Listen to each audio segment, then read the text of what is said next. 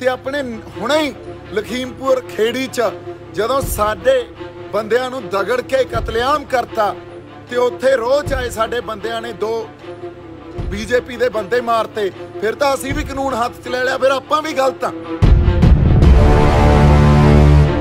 अपने टकैत साहब आ वो ये कह रहे इहदा एक्शन दा रिएक्शन सी, पर इत्थे एक्शन दा रिएक्शन नहीं तुहानूं दस्सिया भी जदों जदों कोई इतिहास च जदों कौम ने साडे संघर्षी बंदियां ने इंसाफ लिया उदे कानून हत्थ च नहीं लिया गया। अज ही तुहानूं दिखदा भी कानून हत्थ च ले लिया। किसे ने जदों गुरु साहब दे बारे मंदा बोलिया ते भाई बिधि चंद ने टोटे करके उहदे नहर च सिੱਟਤਾ सी, फिर तां वो भी कानून हत्थ च लैण वाली गल सी। सत श्री अकाल जी, मैं आस करदा तुसीं सारे चढ़दी कला च होवोगे। कुछ घटनावां वापरियां, उन्हां घटनावां नूं लैके बड़ी चर्चा हुई, सो उसे बारे आपां गलबात करनी है। मैं रूबरू होया। पहली गल तां ये गल क्लीयर कर दईए आपां, साडे सारे पंजाब दे हरियाणा दे होर पासे जिहड़े साडे बंदे किसानी संघर्ष च बैठे आ उन्हां नूं भी असीं किसानी संघर्ष दे नाल आ, किसानी संघर्ष दे नाल सी ते रहांगे भी। इसलिए इस गल नूं अज दी जिहड़ी घटना सवेरे वापरी आ, जो निहंग ਸਿੰਘਾਂ ने एक गुरु साहब की बेअदबी करन आए व्यक्ति नूं सौदा लाया, उस बारे गल करनी, उस गल नूं किस संदर्भ च देखना, ये गल साडे लई वाचनी बड़ी जरूरी आ। साडे जिहड़े आगू आ, बजुर्ग आ, उन्हां नूं मेरी बेनती आ भी 26 नवंबर नूं भी यही बेनती सी, 26 जनवरी नूं भी यही बेनती सी ते अज भी यही बेनती आ भी तुसीं साडे आगू हो, तुसीं सत्कारयोग हो, तुसीं साडे बजुर्ग हो ते असीं तुहाडे नाल आ, हमेशा तुहाडे नाल आ, तुहाडे बच्चे आ, तुहाडे सोल्जर आ ते संघर्ष दे नाल भी खड़े आ। पर कदे कदे गल्लां तुहानूं भी समझणियां चाहीदियां, वो गल्लां समझणियां बहुत जरूरी आ भी 26 नवंबर नूं जदों बैरीकेड तोड़े आपां इसे संघर्ष च, उहदे तुसीं कहा जिहड़े बैरीकेड तोड़ के गए आ वो साडे बंदे नहीं आ। 26 जनवरी नूं जदों लोकां दा वहन लाल किले वाल नूं आपे वह तुरिया ते जिहड़े उत्थे बंदे पहुंचे तुसीं ये कहा वो साडे बंदे नहीं आ।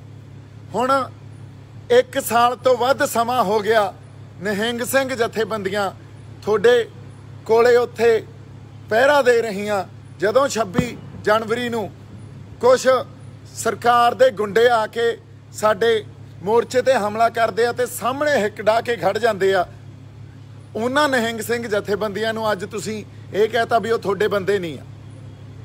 सो बजुर्गो गल ये आ, जे वो थोड़े बंदे नहीं तां किहदे बंदे आ, किहदी खातर उत्थे असीं बैठे रहे, हुण वो बंदे बैठे रहे या होर जिहड़े उत्थे बंदे वो बैठे आ, उन्हां च एक रोह भी आ, गुस्सा भी आ ते आपदे हक लैण खातर बैठे आ।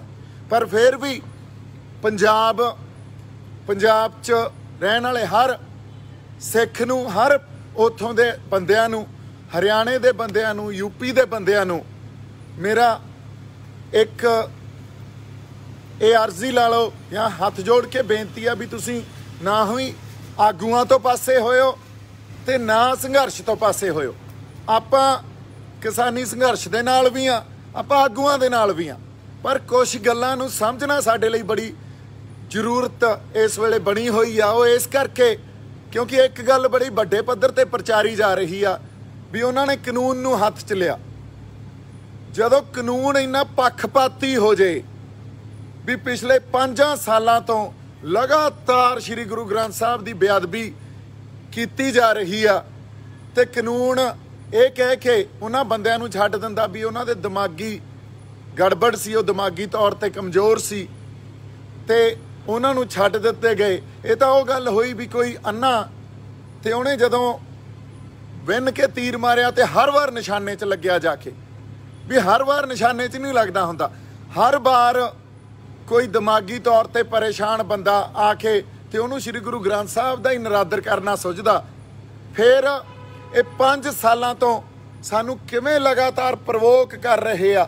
असी कानून कोले अर्जियां दे के आपदियां शिकायतां करके थक गए पर सानू इंसाफ नहीं मिलिया। उस तरह जिस तरह सानू पुराने साडे नाल होई बेइंसाफी दा इंसाफ नहीं मिलिया। सो जदों कानून पक्षपाती हो जाए उदों कानून हत्थ च लेना पैंदा हुंदा। ये इतिहास दियां बहुत घटनावां इहदी गवाही भरदियां। जदों मदन लाल ढींगरा ने कानून हत्थ च लिया सी फिर वो भी गलत सी। जदों शहीद उधम सिंह ने कानून हत्थ च लिया सी फिर वो भी गलत सी। जदों भगत सिंह ने जिहदी गल आपां किसानी संघर्ष बैठे करते हैं भी इनकलाब भगत सिंह ने लिया फिर सरदार भगत सिंह भी गलत सी। जदों जिंदे ते सुखे ने कानून हत्थ च लिया सी फिर वो भी गलत सी। ते जदों साडे जथेदार रणजीत सिंह ने कानून हत्थ च लिया सी वो भी गलत सी। उन्हां तो भी पुछ लो भी कानून क्यों हत्थ च लेना पै गया। हुण इस गल नूं जे आपां इह कहीए भी कानून हत्थ च लिया ते अपने हुणे ही लखीमपुर खेड़ी च जदों साडे बंदियां नूं दगड़ के कतलेआम करता ते उत्थे रोज़ आए साडे बंदियां ने 2 बीजेपी दे बंदे मारते फिर तां असीं भी कानून हत्थ च ले लिया फिर आपां भी गलत हाँ। उदे तां जिहड़े अपने टकैत साहब आ वो ये कह रहे इहदा एक्शन दा रिएक्शन सी पर इत्थे एक्शन दा रिएक्शन नहीं तुहानूं दस्सिया। पिछले 5 सालों का जिहड़ा एक्शन कर रहे आ वो एक्शन दा रिएक्शन नहीं दिखिया।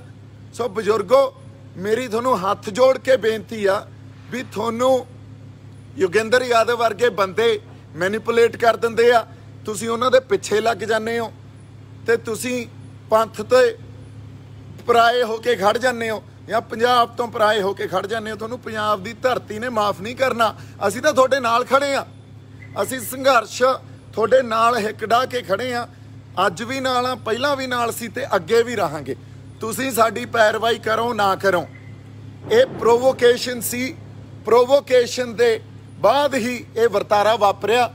ये कोई एक आइसोलेशन च या इहनूं कल्ली घटना नूं ना देखो इहदे पिछे 5 साल दा बेअदबी दा इतिहास पिया।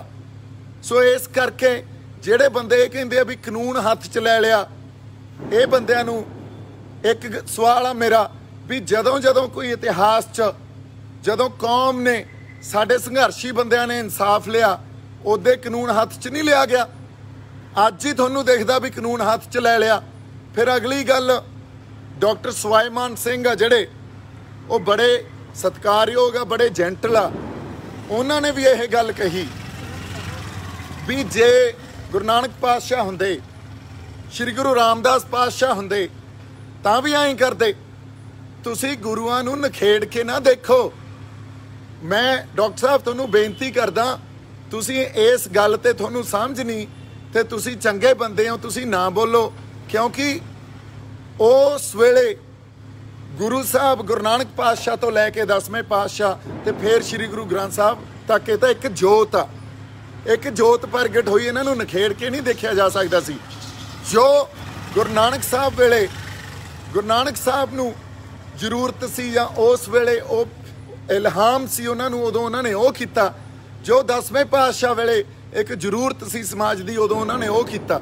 सो इस करके वो एक इल्हाम एक रब्बी जिहड़ी गल आ उहनूं साडे लई समझना इस तरह नखेड़ के देखना बहुत औखा। फिर तां जदों भाई बिधि चंद ने 5वें पातशाह वेले उन्होंने तो बहुत शांतमई शहादत दी आ। किसी ने जदों गुरु साहब के बारे मंदा बोलिया तो भाई बिधि चंद ने टोटे करके वो नहर च सिटता सी। फिर तो वह भी कानून हत्थ च लैण वाली गल सी। इसलिए जदों असी गुरुआं नूं नखेड़ के देखते हैं तो फिर एक जोत की सानूं समझ नहीं आती तो असी एक बिरतांत पैदा कर दिंदे हां भी गुरु नानक साहब आए नहीं कर सकते सी पर हो सकता 10वें पातशाह आए करते। ये बहुत गलत गल आ। अगली गल जिहड़े कुछ बंदे ये गल कह रहे आ भी ये तां निहंग सिंह जथेबंदियां दे नाल ही रहिंदा सी ते उन्हां दे आपस च कोई रौला सी उन्हां ने इहनूं मार के ते बेअदबी दा बहाना करता भी पिछले 5 सालां च तां अज तक इहो जिहा बहाना असीं कीता नहीं कदे। तुसीं खालसा पंथ दा इंसाफ कीता इस तरह ना मनो। खालसा पंथ लई गुरु दी की जगह इहनूं समझो। जे तुहानू हजे तक इन्हां फलसफियां दी समझ ही नहीं आ फिर तुहानू बोलण दा कोई हक नहीं इस गल ते। जे बंदे नू मारना ही सी तां होर बहुत 100 तरीके हुंदे आ भी सरकार दा भेजिया सी ते असीं करता लाता सौदा। गुरु दे उत्ते कोई सवाल करदा ते गुरु दे उत्ते खालसा पंथ दी शरधा की आ, गुरु लई ਉਹ ਕੀ ਕਰ ਸਕਦੇ ਆ। ਇਸ ਗੱਲ ਨੂੰ ਸਮਝੋ।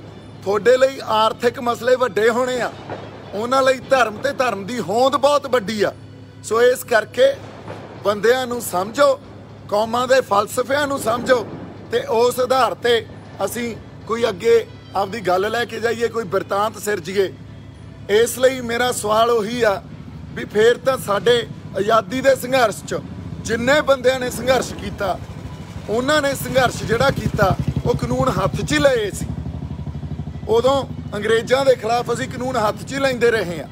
ਤੁਸੀਂ ਕੁਛ ਦਿਨ ਪਹਿਲਾਂ ਇਹ ਗੱਲ ਕਹਿ ਕੇ ਹਟੇ ਹੋ ਵੀ ਅਸੀਂ ਨਲੂਏ ਦੇ ਵਾਰਸ ਹਾਂ, ਤੇ ਫਿਰ ਜੇ ਸਰਦਾਰ ਹਰੀ ਸਿੰਘ ਨਲੂਆ ਹੁੰਦੇ ਉਹ ਕੀ ਕਰਦੇ ਇਹ ਸਾਨੂੰ ਦੱਸਣ ਦੀ ਜ਼ਰੂਰਤ ਨਹੀਂ। ਇਸ ਲਈ ਇੱਥੇ ਵਿਕਟਮ ਕੌਣ ਆ ਤੇ ਇੱਥੇ ਕਲਪਰੇਟ ਕੌਣ ਆ, ਇਸ ਗੱਲ ਨੂੰ ਪਛਾਣੋ। ਇੱਥੇ ਡਿਸਟਿੰਕਸ਼ਨ ਥੋੜੀ ਜਿਹੀ ਇਹਦੇ 'ਚ ਲੈ ਕੇ ਆਓ। ਤੁਸੀਂ ਹਮੇਸ਼ਾ ਮੈਨੀਪੂਲੇਟ ਤੁਹਾਨੂੰ ਕਰ ਦਿੱਤਾ ਜਾਂਦਾ ਸਾਡੇ ਬਜ਼ੁਰਗਾਂ ਨੂੰ, ਤੇ ਉਹ ਵਿਕਟਮ ਦੇ ਸਰਕਾਰੀ ਧਿਰ ਦੇ ਹੱਕ 'ਚ ਭੁਗਤ ਜਾਂਦੇ ਆ ਤੇ ਕਲਪਰੇਟ ਨੂੰ ਗੁਨਾਹਗਾਰ ਦੱਸਣ ਲੱਗ ਜਾਂਦੇ ਆ। ਉਹ ਜਿਹੜਾ ਵਿਕਟਮ ਆ ਉਹਨੂੰ ਗੁਨਾਹਗਾਰ ਦੱਸਣ ਲੱਗ ਜਾਂਦੇ ਆ। ਸੋ ਇਸ ਕਰਕੇ ਤੁਸੀਂ ਕਲਪਰੇਟ ਕੌਣ ਆ ਇਹਨੂੰ ਦੇਖੋ। ਸਰਕਾਰੀ ਧਿਰ ਇੱਥੇ ਕਲਪਰੇਟ ਆ, ਅਸੀਂ ਵਿਕਟਮ ਆ। ਤੇ ਜਦੋਂ ਪੱਖਪਾਤੀ ਕਾਨੂੰਨ ਐਸ ਚਰਮ ਸੀਮਾ ਤੱਕ ਚਲਾ ਜਾਵੇ ਵੀ ਅੱਜ ਤੱਕ ਇੱਕ ਵੀ ਇਨਸਾਫ ਨਾ ਮਿਲਿਆ, ਫਿਰ ਖਾਲਸਾ ਪੰਥ ਨੇ ਆਪਦਾ ਕਰਤਾ ਇਨਸਾਫ। ਅਸੀਂ ਉਸ ਜਿਹੜੇ ਨਿਹੰਗ ਸਿੰਘ ਜਥੇਬੰਦੀਆਂ ਦੇ ਨਾਲ ਖੜ ਕੇ ਉਹਨਾਂ ਨੂੰ ਇਨਸਾਫ ਵੀ ਦਿਵਾਵਾਂਗੇ, ਉਹਨਾਂ ਖਾਤਰ ਕਾਨੂੰਨ ਦੀ ਲੜਾਈ ਵੀ ਲੜਾਂਗੇ, ਤੇ ਜੋ ਕੋਈ ਖਰਚਾ ਪਾਣੀ ਦੀ ਜ਼ਰੂਰਤ ਹੋਈ, ਕਾਨੂੰਨੀ ਸਹਾਇਤਾ ਦੀ ਜ਼ਰੂਰਤ ਹੋਈ ਉਹ ਵੀ ਕਰਾਂਗੇ। ਤੇ ਨਾਲ ਅਸੀਂ ਕਿਸਾਨ ਆਗੂਆਂ ਨੂੰ ਵੀ ਬੇਨਤੀ ਕਰਦੇ ਹਾਂ, ਤੁਹਾਡੇ ਨਾਲ ਆ। ਸਾਡੀ ਬੇਨਤੀ ਲੋਕਾਂ ਨੂੰ ਵੀ ਆ ਵੀ ਇਹਨਾਂ ਦੀ ਮਜਬੂਰੀ ਆ, ਇਹ ਸਮਝੋ। ਇਹ ਜੋ ਸਟੈਂਡ ਅੱਜ ਅਸੀਂ ਐਕਸਪੈਕਟ ਕਰਦੇ ਹਾਂ ਉਹ ਨਹੀਂ ਲੈ ਸਕਦੇ।